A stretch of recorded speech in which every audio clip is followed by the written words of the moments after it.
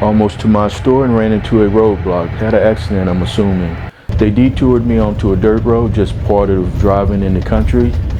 Rode on this dirt road probably about a mile and a half before I got to an old county road, which was blacktop.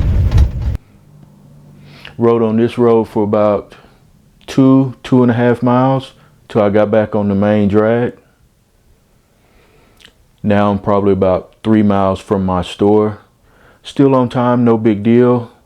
On the way back after I delivered, I rode on that detour for about 8 miles.